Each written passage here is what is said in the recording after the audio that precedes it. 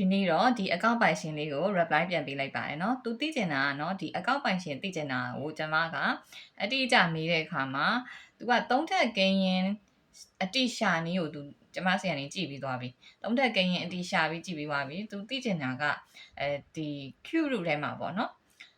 ဒသမကိန်းတွေပါနေလို့ရှိရင်ဘယ်လိုတွက်ရလဲဆိုတာကိုသိချင်တာဆိုတော့ကျွန်မကဘယ်အချက်ကြောင့်ဒါလေးကိုဘယ်ညမှာသုံးချင်လို့သိချင်တာလဲမေးတဲ့အခါမှာ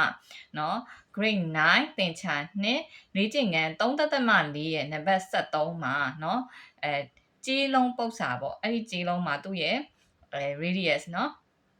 အချင်းဝက်ကိုမေးထားတာအဲ့ဒီအချင်းဝက်ကိုမေးထားတဲ့အချိန်မှာနောက်ဆုံးအဖြေမှာသူက Q root ရဲ့အထဲမှာဒသမကိန်းတွေပါနေတယ်ဆိုတော့အဲ့ဒါကိုဘယ်လိုတွက်လဲဆိုတာအဓိကသိချင်နေတာဖြစ်တဲ့အတွက်ကျွန်မကအဲ့ဒီပု္ပ္ပစာလေးကိုအခြေခံပြီးတွက်ပြထားပါတယ်ဆိုတော့အဲ့ဒီမှာ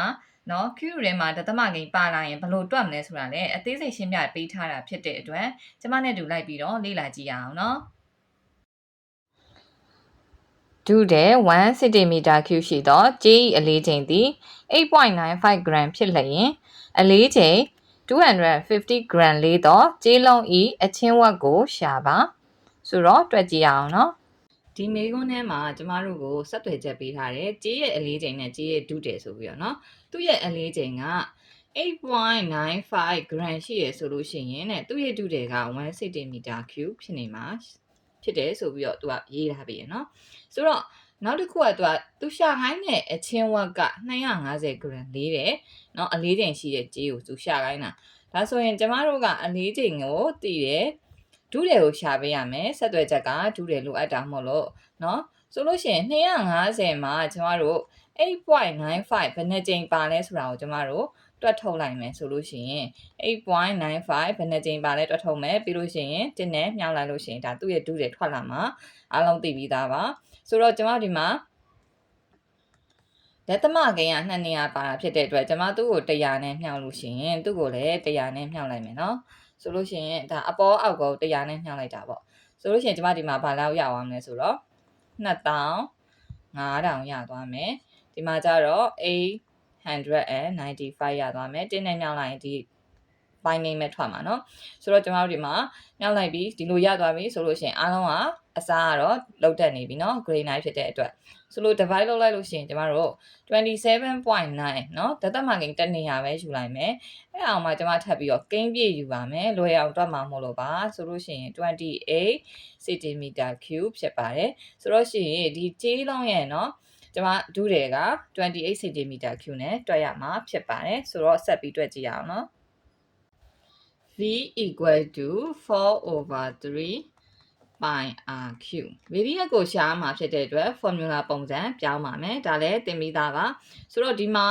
radius နဲ့မြှောက်ထားရဆိုရင်ကျမတို့နှစ်ဖက်လုံးကိုစားလိုက်တဲ့အခါကျတော့ဒီဘက်မှာပျောက်သွားမယ် radius ဒီဟာနဲ့ဆိုတော့ဒီဘက်မှာရှိတာစားရတာဆိုရင်နှစ်ဖက်လုံးကို3နဲ့မြှောက်လိုက်ရင်ဒီက3ကပျောက်သွားမယ်เนาะဆိုတော့ဒါဆိုရင်ကျမတခါလေးရေးလိုက်တော့မယ် r cube ကိုဒီချေတို့လိုချင်တယ်เนาะကျမတို့လိုချင်တယ်ဆိုလို့ရှိရင်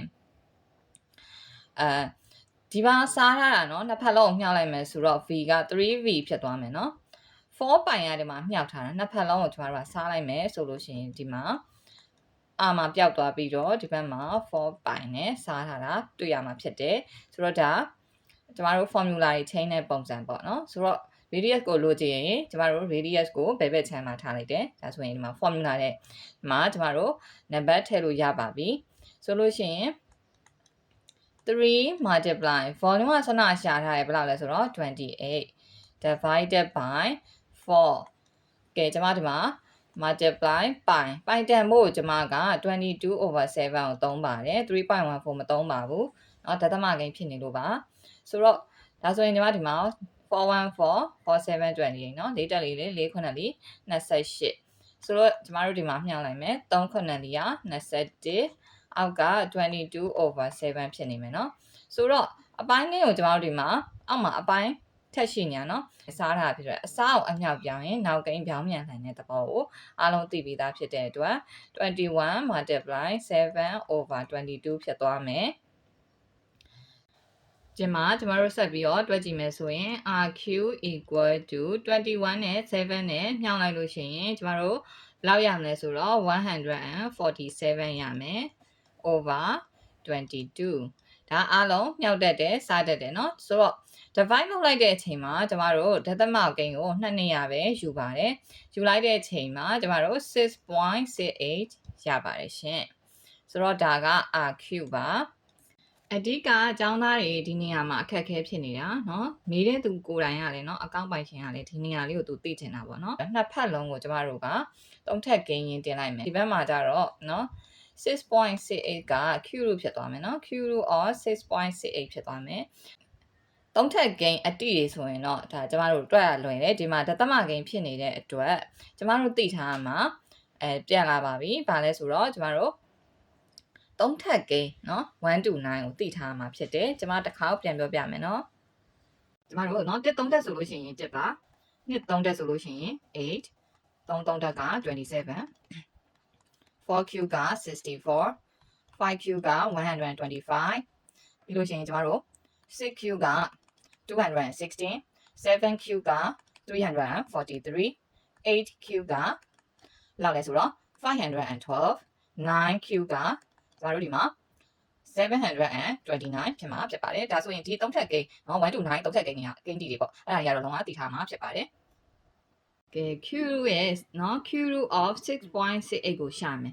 မယ်ဆိုလို့ရှိရင်ကျမတို့ဒီမှာကိန်းပြည့်ကိုကြည့်မယ်เนาะကိန်းပြည့်က6ဒါဆို3ထပ်ကိန်းရင်းတွေလိုက်ကြည့်ရဲ့အချိန်မှာ1 8ဆိုတော့6ထက်ကြီးသွားပြီဆိုကျမတို့က1ပဲယူလို့ရမယ်ဆိုလို့ရှိရင်ဒါဆိုရင်1 3ထက်ပေါ့เนาะကျမဒီမှာ 6.6 ကိုအပြင်မှာထုတ်ပြီးတော့ရေးလိုက်မယ်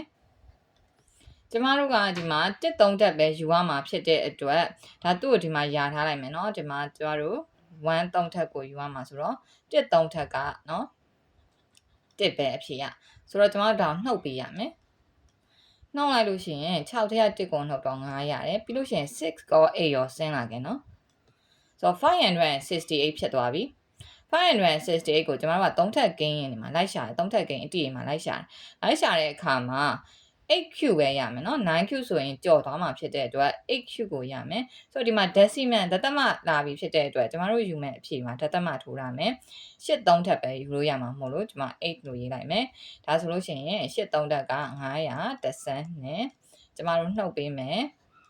ကဲဒါဆိုရင်8ထက်က2ကိုနှုတ်တော့6ထက်က1ကိုနှုတ်တော့5ကျမတို့ဒီမှာဒသမကိန်းရဲ့အနောက်မှာ0တွေဖြည့်လို့ရတယ်เนาะ0ဆွဲချအဲဆို560ကိုကြည့်လိုက်တော့လေကျမတို့8 3ထပ်ပဲဝင်လို့ရမှာဖြစ်တဲ့အတွက်အဖြေက8ယူလိုက်မယ်ဆိုလို့ရှိရင်ကျမတို့512ပေါ့ဒါကကျမနှုတ်တော့ပါဘူးဒီမှာကျမတို့ကအဖြေကိုဒသမကိန်း2နေရာအထိပဲယူမှာဖြစ်တဲ့အတွက်ကျမတို့ရဲ့အဖြေက 1.88 ရနေမှာဖြစ်ပါတယ်ဆိုတော့ကျမတို့ဒီမှာအဖြေက radius က r equal to 1.88 cm ဖြစ်ပါတယ်ဆိုတော့ဒီကြေးလုံးရဲ့အချင်းဝက်က 1.88 cm ရသွားပါပြီရှင်